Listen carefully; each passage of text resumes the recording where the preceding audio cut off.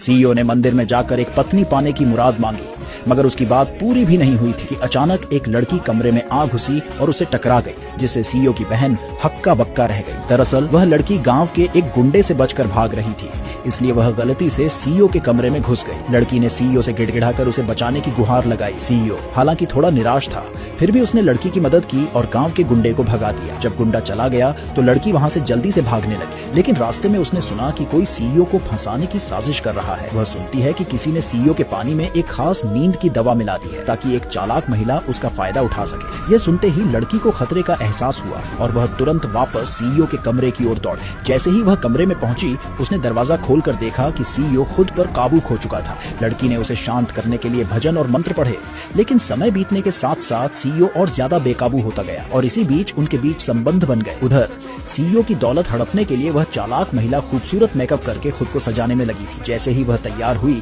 वह सीधे सीईओ के कमरे की ओर बढ़ी, मगर सीईओ की बहन ने उसे दरवाजे पर ही रोक लिया। चालाक महिला ने फिर से अपनी चाल चली, मगर सीईओ की बहन ने उसे फिर से रोक लिया और अंदर जाने नहीं दिया। इस सब के बाद लड़की अपनी इज्जत खो बैठी। गुस्से में उसने सीईओ को जानवर कहकर फटकार लगाई, मगर सीईओ को जरा भी पछतावा नहीं था, क्योंकि उसे लगा कि लड़की ने जानबूझकर यह सब किया है ताकि वह उसकी दौलत पर कब्जा कर सके। उसने मान लिया कि लड़की एक चालाक और धोखेबाज इंसान है। इतना कहने के बाद सीईओ ने लड़की का मोबाइल उठाया और उसमें अपना नंबर डाल दिया। उसने लड़की से कहा कि जब भी उसे पैसों की जरूरत हो वह उसे कॉल कर सकती है और वह तुरंत पैसे भिजवा देगा। यह सुनकर लड़की और ज्यादा गुस्से में आ गई। 3 महीने बाद लड़की को पता चला कि वह गर्भवती है और वह भी 3 बच्चों की मां बनने वाली है, इसलिए वह वापस अपने घर लौटकर आराम करने लगी।